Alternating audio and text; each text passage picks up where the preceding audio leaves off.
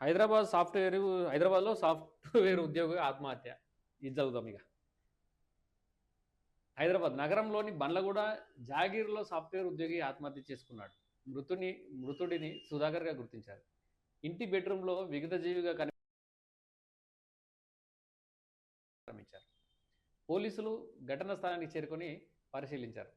మద్యం బాటిల్లో విషం కలిపి తాగినట్లు అనుమానిస్తారు. మృతదేహాన్ని పోస్ట్‌మార్టం నిమిత్తం ఆసుపత్రికి తరలించారు. కేసు నమోదు చేసి దర్యాప్తు చేపట్టారు. చూసినావా? సాఫ్ట్‌వేర్ ఉద్యోగి దగ్గర దగ్గర 1,00,000, 2,00,000 దాకా జీతం వస్తది. ఎందుకు చచ్చిపోయినట్టు? ఏదో రకమైన డిప్రెషన్. ఉద్యోగాలున్నా, ఏదున్నా, ఏం చేసినా రకరకాల డిప్రెషన్‌లతోటి తట్టుకోలేక ఏం చేయాలో అర్థం కాక లవ్ ఫెయిల్యూర్ అయ్యుండొచ్చు, ఎకనామికల్ ప్రాబ్లమ్ అయ్యుండొచ్చు. లేకుంటే అక్కడ ఉన్న అటువంటి అధికారులు కావచ్చు. అంటే అతను ఏదైతే ప్రెమిసెస్‌లో వర్క్ చేస్తున్నాడో ఆ ప్రెమిసెస్‌కి సంబంధించినటువంటి ఇంపాక్ట్స్ మెంటల్ ఎబిలిటీస్‌ని దెబ్బతీసి టార్చర్‌గా టార్చర్‌కి గురి చేస్తాయన్నట్టు. దానివల్ల వీళ్ళు ఏం అర్థం కాదు. రెండోది ఫినాన్షియల్ టెన్షన్స్ ఉంటాయి.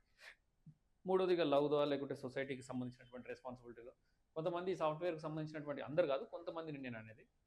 పాపం వాళ్ళు సున్నితంగా చాలా చిన్న కిడ్ మెంటాలిటీ తోటి ఉంటారు. అంటే ఈ చిన్న చిన్న ప్రాబ్లమ్స్‌కి హెవీ ఓవర్ థింక్ చేస్తారన్నట్టు. వాళ్ళు చాలా షార్ప్ ఉంటారు. ఇంటెలిజెన్స్ అంటే సొసైటీ కన్నా, నార్మల్ పీపుల్ కన్నా హైలీ ఇంటెలిజెన్స్ ఉంటారు. హైలీ ప్రొఫెషన్స్ ఉంటారు. చాలా గొప్ప వ్యక్తులు ఉంటారు. సో వాళ్ళనందరినీ దృష్టిలో పెట్టుకుంటే ఏం జరుగుతుందంటే వీళ్ళు కొంచెం మెచ్యూరిటీగా ఆలోచించే వ్యక్తులు. అట్ ద సేమ్ టైం అంతే సెన్సిటివ్ కూడా ఆలోచించి చనిపోయే అవకాశాలు ఉంటాయి. ఇప్పుడు చూడండి, ఆత్మహత్య చేసుకున్నటువంటి వ్యక్తుల్లో చాలామంది 99.9% సాఫ్ట్‌వేర్‌కి సంబంధించినటువంటి వ్యక్తులే ఎక్కువ మంది చనిపోతారు. ఎందుకంటే వాళ్ళు రికగ్నైజ్ చేయరు. అంటే దాన్ని తీసుకోలేరు. ఆ యొక్క ఏమంటారు? ఫీలింగ్‌ని, వాళ్ళకి జరిగినట్టు అవమానాన్ని కావచ్చు, వాళ్ళకి వచ్చినటువంటి బాధను కావచ్చు, వాళ్ళకి వచ్చినటువంటి కష్టాన్ని కావచ్చు, వాళ్ళు ఈజీగా తీసుకోలేరు.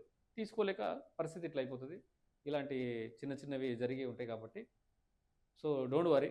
మీరు దీన్ని పరిగణనలో తీసుకొని పాపం ఎక్కువ చేయదు. కొంచెం జాగ్రత్త చూసుకొని ఈ ఆత్మహత్యలకు పాల్పడకుండా మనోధైర్యం తెచ్చుకొని మనసును ప్రశాంతంగా చేసుకొని ముందుకెళ్ళాలని చెప్పి మనస్ఫూర్తి కోరుకుంటున్నాను. ఆత్మహత్య అనేది సరైన మార్గం కాదు.